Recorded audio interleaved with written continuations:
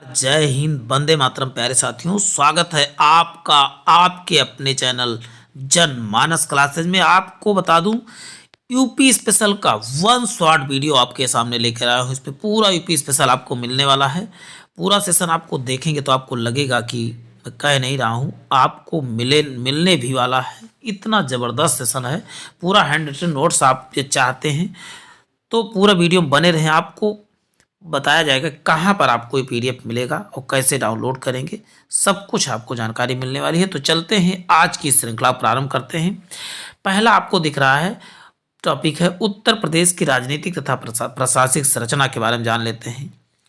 तो पहला है उत्तर प्रदेश का नाम उत्तर प्रदेश का पड़ा था, तो आप बताएंगे 24 जनवरी 1950 को उत्तर प्रदेश का नाम उत्तर प्रदेश पड़ा था। इसकी राजधानी कब बनी थी उत्तर प्रदेश? तो 1935 में पूर्णतः जो है उत्तर प्रदेश, जबकि आंशिक रूप से 1921 में जो है लखनऊ राजधानी बनी थी। अब बात करते हैं उत्तर प्रदेश राज्य का पुनर्गठन कब किया गया? तो 1 नवंबर 1956 में उत्तर प्रदेश राज्य का पुनर्गठन किया गया था। और वहीं उत्तर प्रदेश का विभाजन 9 नवंबर सन 2000 को 13 पहाड़ी जिलों को काटकर बनाया गया था। उत्तराखंड 13 जिलों को मिलकर बना है। अब बात करते हैं यहाँ की राजकीय भाषा क्या है? तो आप बताएंगे हिंदी है 1947 में। और दूसरा क्या है तो आप बताओगे 1989 में बना था, जिसका नाम था उर्दू और मुलायम जी के काल में। और वही राजकीय पक्षी क्या है तो बताओ बारहसिंघा। राजकीय पशु क्या है? नहीं, राजकीय पक्षी क्या है तो सारस, और या इसी को क्रौंच कहते हैं। जबकि राजकीय पशु क्या है तो बताओ बारहसिंघा है। राजकीय वृक्ष क्या है तो आप बताएंगे अशोक। वही राजकीय पुष्प क्या है तो बताओ पलाश या टेसु। कब इसको अपनाया गया? तो 4 जनवरी सन 2011 को पलाश या टेसु को अपनाया गया था। वही राजकीय खेल क्या है? तो राजकीय खेल आप बताएंगे क्या है? हॉकी। और राजकीय चिन्ह क्या है? तो एक वृत्त में जो है मछली, 2 मछली, एक तीर और एक जो है शुभकृत हुआ। कब शुभकृत हुआ? तो 1938 में।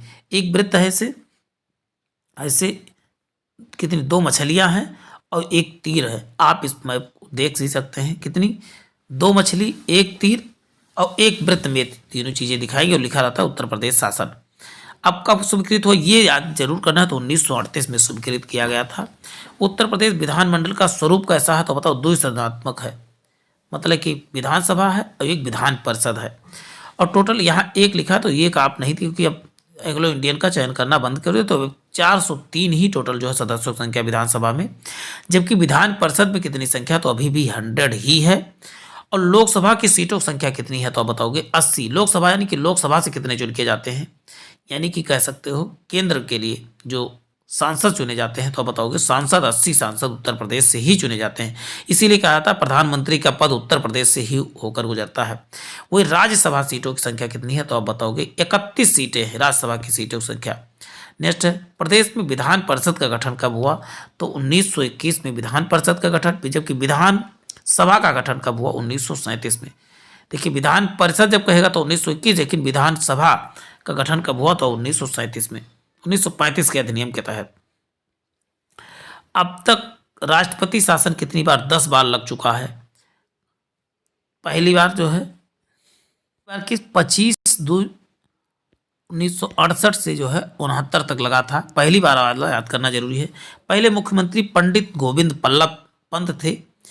कब से कब बने थे? अप्रैल 1946 से 27 दिसंबर 1954 तक ये बने रहे। अब बात करते हैं नेक्स्ट, प्रथम मुख्यमंत्री कौन थे? तो बताओगे प्रथम पास से पंडित गोविंद बल्लभ पंत। और वहीं प्रथम उपराज्यपाल कौन? प्रथम राज्यपाल की बात हो जाए पूरे देश की और उत्तर प्रदेश, तभी बताओगे सरोजिनी नायडू ही थी। और वहीं द्वितीय महिला मुख्यमंत्री सुश्री मायावती थी। ये 4 बार मुख्यमंत्री के पद पर रही। वही प्रथम विधान परिषद सभापति कौन थे? तो चंद्रभाल जी थे। और आपको बता दो इस समय कितने जिले हैं? तो 75 जिले और 18 मंडल इस समय उपस्थित हैं। चलते हैं इलाहाबाद उच्च न्यायालय की स्थापना की बात किया जाए तो कब हुई थी? तो 17 मार्च 1866 में हुआ था। वहीं उत्तर प्रदेश के लोकायुक्त तथा उप लोकायुक्त अधिनियम के तहत 1975 के तहत प्रथम लोकायुक्त जो क्या बने थे? तो आप बताओगे विशंभर दयाल बने थे 14 सितंबर 1977 को। और 75 में अधिनियम आया था, 77 में जो है लोकायुक्त पहले लोकायुक्त बनाए गए थे। अब बात करते हैं वर्तमान में लोकायुक्त क्या है? संजय मिश्रा जी जो है 7वें लोकायुक्त प्रेजेंट टाइम में बने हैं। अब बात करते हैं पंचायत चुनाव लड़ने के लिए आयु कितनी है, तो बताओ 21, जबकि वोट डालने की उम्र अभी भी क्या है, 18 वर्ष ही है। जबकि शादी करने की लड़की तथा लड़के की आयु भी 21 हो गई है। ये चीज़ें याद कर लेना है। राज्य में पंचायती राज संस्थाओं को महिलाओं का आरक्षण कितना है, तो 1/3% आरक्षण है, मतलब 100 लोग होंगे जिसमें 33 लोग जो है पूर्व महिलाएं ही होंगी। नगर निगम यानी मेयर का निर्वाचन नगर की जनता द्वारा प्रत्यक्ष रूप से होता है। मेयर का चुनाव कैसा, तो बताओगे मेयर का चुनाव प्रत्यक्ष जनता के द्वारा ही होता है। उत्तर प्रदेश में महिला मुख्यमंत्रियों की संख्या कितनी है, तो बताओ 2। कौन सी, एक आप बताएंगे सुचेता कृपलानी, और दूसरी कौन हुई, तो बताओ मुख्यमंत्री मायावती हुई। उत्तर प्रदेश विधानसभा के प्रथम उपाध्यक्ष कौन थे, तो पुरुषोत्तम दास टंडन थे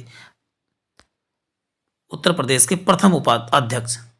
विधानसभा अध्यक्ष कौन से, तो देखिए यहाँ पर भी प्रथम है, यहाँ पर प्रथम है, तो आप याद कर सकते हैं विधानसभा के प्रथम अध्यक्ष कौन थे, तो पुरुषोत्तम था। प्रथम मुख्यमंत्री के तो पंडित वल्लभ पंत थे।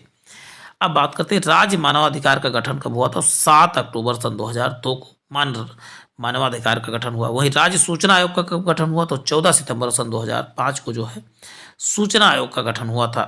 नेक्स्ट है राज्य का प्रशासन का शीर्ष सबसे ऊंचा अधिकारी कौन हो, तो आप बताओगे प्रशासन का, तो आप बताओ मुख्य सचिव होता है। अब बात करते हैं मुख्यालयों के भिन्न नाम वाले राज्यों जिलों के नाम बात कर लेते हैं। जहाँ पर जैसे जैसे जिसका जो है मुख्यालय वही है तो उसको याद करने की जरूरत नहीं, जिसका मुख्यालय अलग है। जैसे अमेठी का क्या है, तो आप बताओगे गौरीगंज है इसका मुख्यालय।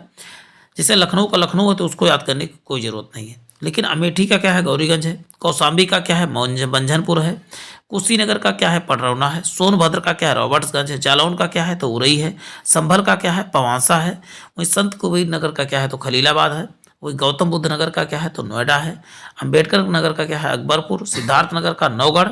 फर्रुखाबाद का फतेहपुरगढ़। वहीं कानपुर देहात का क्या है, तो आप बताओगे अकबरपुर माती है। देखिए एक बार फिर से आप इसको स्क्रीनशॉट जरूर ले लें। पहला क्या है, तो अमेठी का गौरीगंज। कौशाम्बी का मंझनपुर। कुशीनगर का पडरौना। सोनभद्र का रॉबर्ट्सगंज। जालौन का उरई। संभल का पवांसा। संत कबीर नगर का खलीलाबाद। गौतम बुद्ध नगर का नोएडा। अंबेडकर नगर का अकबरपुर। सिद्धार्थ नगर का नौगढ़। फतेहगढ़ फर्रुखाबाद। फतेहगढ़ इसको आसानी से याद कर सकते हैं। सीना चीर के गढ़ में घुस जाएंगे तो सिद्धार्थ नगर क्या हो जाएगा, नौगढ़ याद कर सकते हैं। ऐसे करके सबको इसीलिए याद कर सकते हैं। उत्तर प्रदेश में नगर निगम की संख्या क्या है, तो बताओ 17 है। 17वां कौन है, शाहजहांपुर। और 16वां कौन सा, मथुरा है। 15वां कौन सा, अयोध्या। एक एक करके आप याद कर सकते हैं प्यारे साथियों। वहीं उत्तर प्रदेश विधानसभा चुनाव जो है 2017 में आयोजित महिला सदस्यों की संख्या कितनी, 47 थी। बीजेपी की कितनी एमएलए थी, तो बताओ 36 एमएलए थी इसमें से। और जो है अन्य कितनी। वहीं उत्तर प्रदेश पिछड़ा आयोग वर्ग का गठन कब किया गया था, 9 मार्च 1933 में पिछड़ा वर्ग आयोग का गठन कब किया गया था, 1993 उत्तर प्रदेश उत्तराखंड दोनों राज्यों के सीएम पद पर कौन सुशोभित किया, तो एनडी तिवारी या नारायण दत्त तिवारी ऐसे व्यक्ति थे जो उत्तर प्रदेश के भी सीएम रहे और आपको बता दूं कहाँ के, उत्तराखंड की भी रहे। उत्तर प्रदेश सबसे कम विधानसभा सीटों वाले जिले कौन से हैं, तो चित्रकूट, महोबा, श्रावस्ती। तीनों जगह क्या है, 2-2 सीटें। कौन सा, चित्रकूट, महोबा, श्रावस्ती। तीनों जगह क्या है, तो 2-2 ही सीटें हैं। अब बात करते हैं एनसीआर में शामिल उत्तर प्रदेश के कितने, आप बताओ। एनसीआर में 8 जिले उत्तर प्रदेश के कौन कौन से, मेरठ, गाजियाबाद, गौतम बुद्ध नगर, बुलंदशहर, हापुड़, बागपत, मुजफ्फर, शामली जो है। टोटल 8 जिले क्या है, तो आप बताओ एनसीआर में शामिल है। शामिल अभी जल्दी शामिल हुआ था। अब बात करते हैं उत्तर प्रदेश की मृदा और कृषि एवं पशुपालन की चर्चा कर लेते हैं प्यारे साथियों। बस यूपी स्पेशल का ये आपके लिए ऐतिहासिक वीडियो साबित होने वाला है। उत्तर प्रदेश में सर्वाधिक मात्रा में पाई जाने वाली मृदा कौन सी, तो आप बताओगे जलोढ़ मृदा क्या है, उत्तर प्रदेश में पाई जाने वाली सर्वाधिक मृदा है। वहीं उत्तर प्रदेश कुल कृषि पारिस्थितिकी क्षेत्र कितने हैं, तो बताओ टोटल 20 हैं। लेकिन जलवायु क्षेत्र क्या है, जलवायु क्षेत्र आप बताओगे 9, जबकि कृषि पारिस्थितिकी क्षेत्र जब कहेगा तो आपको 20 बताने। एक एक चीज़ें आपको बहुत ध्यानपूर्वक। और वहीं मृदा का समूह के क्षेत्र कितने हैं, तो बताओ 8। मृदा कितने प्रकार के, तो 8 प्रकार के। अधिकतम, अब नेक्स्ट देखिए कहा गया है कि उत्तर प्रदेश अधिकतम ज्योति सीमा आरोपण अधिनियम या सीलिंग कानून कब लागू हुआ, तो 1960 में सीलिंग कानून लागू हुआ था कि इससे अधिकतम भूमि आप नहीं रख सकते हो। अब बात करते हैं प्रदेश में शुष्क कृषि क्षेत्र कहाँ पर है, तो सूखा वाला क्षेत्र तो अब बताओ बुंदेलखंड है। प्रदेश में कुल बोए गए क्षेत्रफल पर नलकूपों के बाद सिंचाई का स्रोत क्या है, तो सबसे अधिक नलकूप, उसके बाद नहरों से सिंचाई की जाती है। नेक्स्ट है, प्रदेश में सर्वाधिक क्षेत्र पर बोई जाने वाली फसल कौन सी, तो आप बताओ सबसे अधिक खेतों पर फसलों पर बताओ गेहूं बोई जाती है। वहीं से राज्य की सर्वाधिक महत्वपूर्ण नकदी फसल कौन सी है, तो बताओ गन्ना है। सबसे अधिक क्या बोई जाती है, बताओ गन्ना। वहीं गोकुल पुरस्कार योजना आप बताएंगे दुग्ध उत्पादन के लिए जानी जाती है, कौन सा, गोकुल योजना। वहीं अमरूद के लिए प्रयोग की जाने वाले प्रशिक्षण केंद्र कहाँ, तो अमरूद प्रशिक्षण केंद्र कहाँ पर, प्रयागराज में। सबसे अच्छा अमरूद जो है जिसे कहते हैं इलाहाबादी सुरखा कहा जाता है, वो सबसे फेमस है। अब बात करते हैं किसान मित्र योजना। 18 जून जो है सन 2001 में जो है किसान मित्र योजना शुरू किया गया था। वहीं अब नेक्स्ट बात करते हैं उत्तर प्रदेश खाद्यान्न एवं गेहूं, गन्ना, आम, दुग्ध, मेंथा के उत्पादन में प्रथम। क्या क्या, उत्तर खाद्यान्न में भी, गेहूं में, गन्ना, आम, दुग्ध, मेंथा, इन सभी के उत्पादन में उत्तर प्रदेश का स्थान। आलू के उत्पादन में भी उत्तर प्रदेश का प्रथम स्थान है। उत्तर प्रदेश खाद्य प्रसंस्करण उद्योग नीति जो है 2012 में लाई गई थी। खाद्य प्रसंस्करण उद्योग नीति यानी खाद्य को जो है सुरक्षित रखने की नीति कब लाई थी, सन 2012 में आई थी इसकी नीति।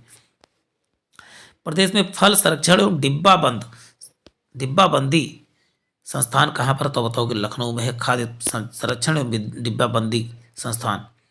वहीं सफेदा,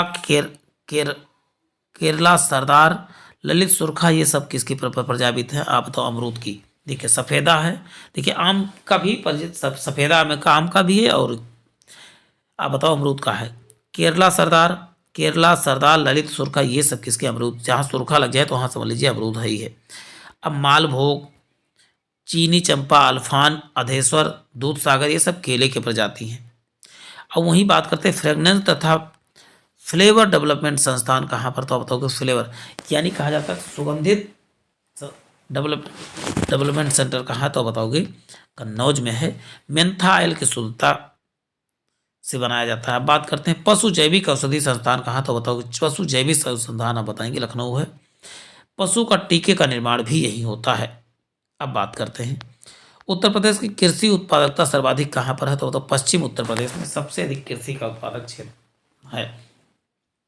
सीमांत कृषक कितने हेक्टेयर, 1 हेक्टेयर से कम भूमि है तो वो सीमांत कृषक माने जाते हैं।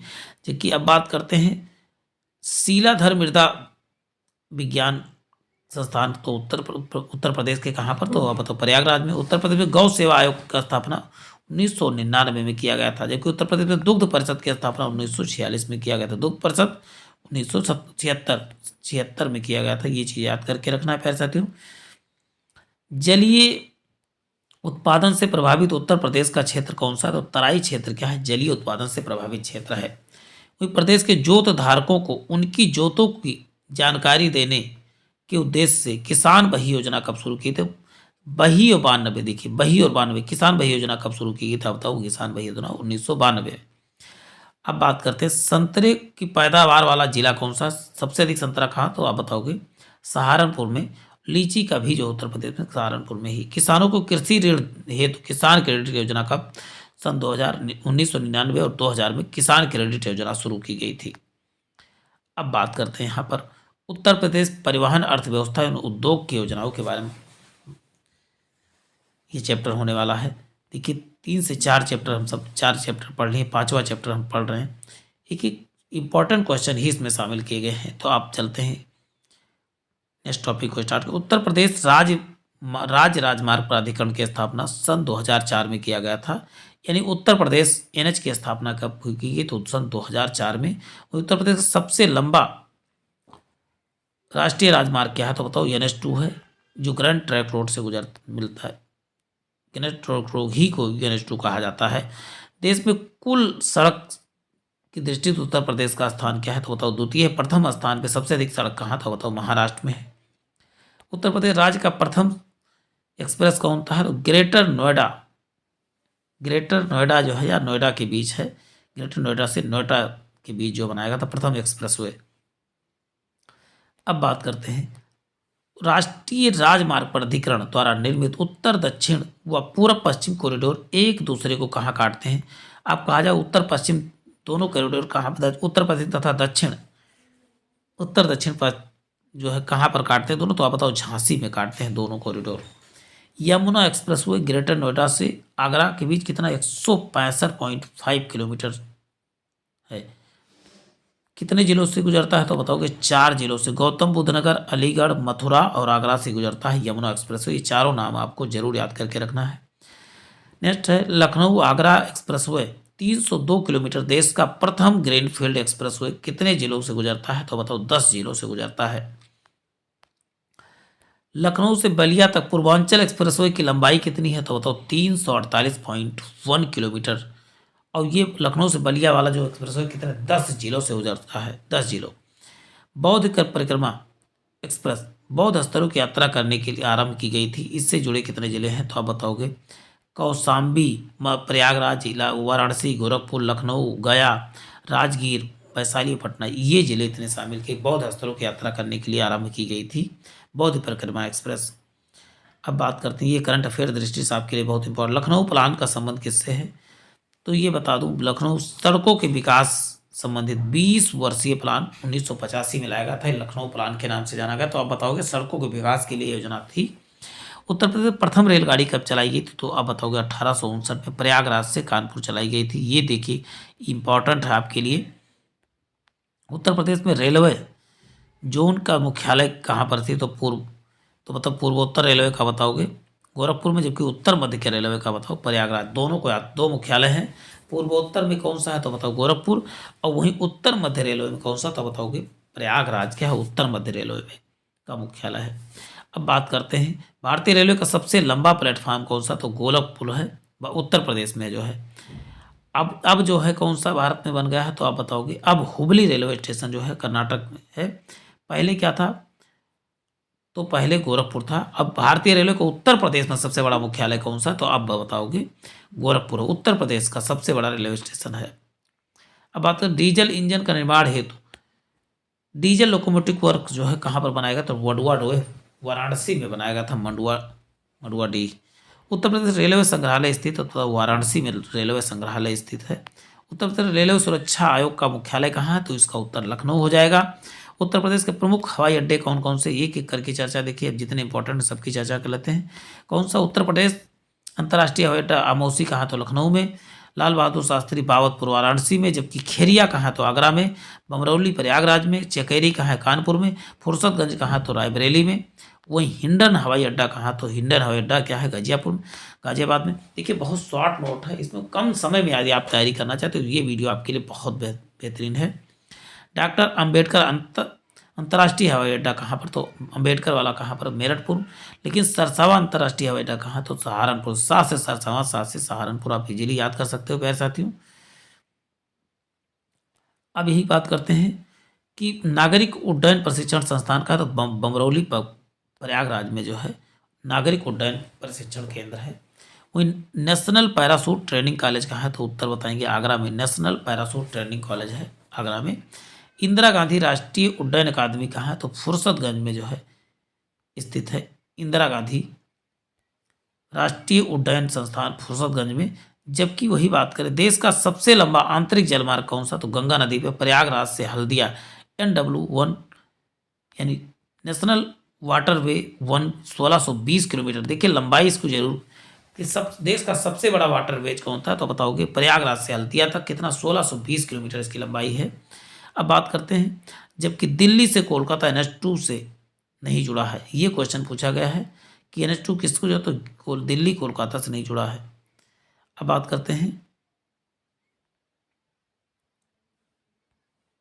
तो इसका उत्तर बताएंगे लखनऊ दिल्ली कोलकाता NH2 से क्या है, नहीं जुड़ा है, तो इसका उत्तर हो जाएगा आप लखनऊ। उत्तर प्रदेश शुरू होने वाला सबसे लंबा राष्ट्रीय राजमार्ग कौन सा है, तो आप बताओ NH7 वाराणसी से कन्याकुमारी तक इसका जो है विस्तार है, उत्तर प्रदेश का भी है, भारत का भी है। देश के तीसरे रेल कोच फैक्ट्री की स्थापना लालगंज रायबरेली में किया गया। देश के तीसरे, आपको कमेंट में बताना है पहले नंबर का रेल कोच फैक्ट्री कौन सा है। एशिया में भारत का सबसे बड़ा बिजली लोको सेट कौन सा है, तो बताओ मुगल सराय जो है लोको सेट क्या है, एशिया में भारत का सबसे बड़ा बिजली लोको सेट है।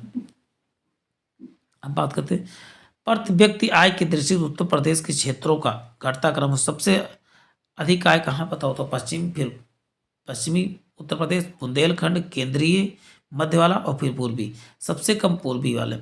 चलते हैं नेक्स्ट है उत्तर सर्वाधिक और सबसे कम विकसित क्षेत्र कौन सा। सर्वाधिक क्या है तो आप बताओगे पश्चिमी, सबसे अधिक विकसित है पश्चिमी और सबसे कम विकसित है तो पूर्वी क्षेत्र है। मैप में आप एक बार उत्तर प्रदेश का मैप जरूर देखें। औद्योगिक विकास की दृष्टि से उत्तर प्रदेश का सर्वाधिक विकसित क्षेत्र कौन सा है तो बताओ पश्चिमी क्षेत्र सबसे विकसित है। औद्योगिक दृष्टि से सबसे अधिक कौन है तो पश्चिमी क्षेत्र, सबसे पिछड़ा कौन सा तो पूर्वी क्षेत्र। औद्योगिक विकास की गति देने के लिए उद्योग बंधु योजना का गठन कब किया गया था तो बताओगे उद्योग बंधु का गठन जो है 1981 में उद्योग बंधु योजना की शुरुआत किया गया था। प्रमुख उद्योग और संबंधित स्थल कौन कौन से हैं आप बताओगे। पीतल कहाँ का उद्योग है तो मुरादाबाद का, जबकि कैंची जो है कहाँ का फेमस है तो मेरठ का, जबकि कत्था कहाँ पर सबसे अधिक होता है बरेली में। टेराकोटा का कार्य कहाँ, मिट्टी से बर्तन बनाए जाते हैं तो गोरखपुर में। जबकि बेंत उद्योग कहाँ तो बेंत से जो झाड़ू वगैरह बनती है बरेली में। बांस से बेंत, बांस से बरेली। लकड़ी नक्काशी सब आप बताओगे सहारनपुर में। जबकि खेल का सामान कहाँ बताओ मेरठ में। जबकि सीमेंट, सीमेंट क्या है तो आप बताओगे दादरी में। कागज का है सहारनपुर, दिया सलाई बरेली। चमड़ा क्या है तो आगरा और कानपुर चमड़ा उद्योग के लिए जाना जाता है। वहीं सहारनपुर जो है कागज के लिए सहारनपुर, मुजफ्फरपुर दोनों। खेल का सामान देखिए मेरठ बहुत बार आया हुआ है। और वहीं कागज जो है सहारनपुर, कागज के लुगदी के लिए कौन सा जाना जाता है तो सहारनपुर जाना जाता है। चमड़ा क्या है, चमड़ा तो वैसे आगरा, पहले नंबर पर आगरा, दूसरे नंबर पर कानपुर। चमड़ा तो आँख बंद करके लगाना है। अब बात करते हैं उत्तर प्रदेश के औद्योगिक विकास प्राधिकरण के गठन वर्ष क्या था तो बताओ तो इसका अब कितने कितने औद्योगिक विकास प्राधिकरण है तो पहला है नोएडा, नवीन ओखला औद्योगिक विकास प्राइवेट लिमिटेड 1976 में। जबकि वहीं बात करें बीडा, बीडा इन भदोही औद्योगिक विकास केंद्र 1981। गीडा यानी गोरखपुर तो बताओगे 1988। और सताहरिया औद्योगिक प्रशिक्षण संस्थान 1989। जबकि ग्रेटर नोएडा क्या 1991। अब नेक्स्ट है देखिए लीडा क्या लखनऊ औद्योगिक विकास परिषद 2005। जबकि ईडा यमुना एक्सप्रेस वाला तो 2001। ये बहुत इंपॉर्टेंट है, बहुत कम आता, लेकिन एक बार जरूर देखिए। उत्तर प्रदेश में खादी करामोद बोर्ड की स्थापना कब 1960 में किया गया। उत्तर प्रदेश में सॉफ्टवेयर और बिजनेस प्रोसेस आउटसोर्सिंग का सबसे बड़ा केंद्र कहाँ तो बिजनेस आउटसोर्सिंग के लिए कौन जाना था तो नोएडा जो है बिजनेस आउटसोर्सिंग के लिए जाना जाता है। अब बात करते हैं नेक्स्ट है क्लस्टर विकास योजना सन 2002 में क्या किया गया तो कारपेट क्लस्टर भदोही। जबकि ग्लास के लिए कौन जाना था वाराणसी। कालीन क्लस्टर मिर्जापुर। पाटरी क्लस्टर क्या है खुर्जा बुलंदशहर। जबकि लेदर क्लस्टर क्या है तो आप बताओगे चौरी चौरा गोरखपुर में। ये चौरी चौरा तो लगभग सभी लोग जानते होंगे।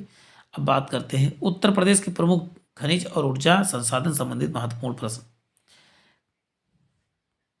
तो उत्तर प्रदेश का खनिज संपदा के मामले कौन सा स्थान है तो आप क्या बताओगे प्यारे साथियों। निम्न मध्यम श्रेणी वाला राज्य है। तो वो 2% जो इसमें खनिज संपदाएं पाई जाती हैं और बहुत कम खनिज संपदा के माध्यम निर्धन कह सकते हो। उत्तर प्रदेश राज्य खनिज का विकास निगम की स्थापना 1974 में की गई थी। उत्तर प्रदेश की पहली खनिज नीति की घोषणा कब की गई तो आप बताओगे 1998 में की गई थी। खनिज विकास एवं उद्योग का दर्जा भी 1998 में ही दिया गया था। बलुआ पत्थर, चूना पत्थर भंडार व उत्पादन की दृष्टि से उत्तर प्रदेश का देश में कौन सा स्थान है तो बताओगे बलुआ पत्थर या चूना पत्थर के मामले में देश में दूसरा स्थान है। अब बात करते हैं कोयले के भंडार की दृष्टि से उत्तर प्रदेश का कौन सा है आप बताओगे। कोयले के भंडार के मामले में 8वां स्थान है। और कोयला कहाँ पर तो सिंगरौली और सोनभद्र में कोयला पाया जाता है। और वही सिलिका सैन यानी कांच बालू उत्पादन में देश का स्थान आप बताओगे द्वितीय स्थान है देश में। और प्रथम स्थान कांच बालू में किसका है तो आंध्र प्रदेश का है। सिलिका सैंड पाया जाता है प्रयागराज, बांदा, चित्रकूट और चंदौली, झांसी में पाया जाता है कांच बालू या सिलिका सैंड कहा जाता है जिसे। सिलिका सैंड मुख्यतः उत्तर प्रदेश के किन नदियों में प्राप्त होता है तो गंगा यमुना नदियों में सिलिका सैंड या तो इसे कांच बालू कहा जाता है ये पाया जाता है। अब बात करते हैं प्रमुख खनिज तथा उनके उत्पादक क्षेत्र कौन कौन से हैं। पहला है चूना पत्थर कहाँ पर उत्पादित होता है तो बताओ मिर्जापुर। चूना पत्थर और कजराहट ये सब कहाँ पड़ते हैं सोनभद्र में। चूना पत्थर सोनभद्र कह सकते हो। वहीं पाकसाइड का बांदा और चंदौली ये हिंडाल्को रेणुकूट यही फैक्ट्री पर लगी हुई है हिंडाल्को की। अब बात करते हैं डोलोमाइट मिर्जापुर, सोनभद्र और बांदा ये 3 जगह डोलोमाइट। हीरा कहाँ पर? बांदा में पाया जाता है, मिर्जापुर में हीरा, लेकिन नाम मात्र का पाया जाता है। वही ग्रेफाइट कहाँ? हमीरपुर, चुनार। और चुनार कहाँ तो बताओ? मिर्जापुर में है, हमीरपुर। अब बात करते हैं यूरेनियम कहाँ पर पाया जाता है। यूरेनियम एकमात्र जगह ललितपुर में ही पाया जाता है यूरेनियम। और ये यूरेनियम वाला क्वेश्चन तो आपको मोस्ट इंपॉर्टेंट कर लेना है।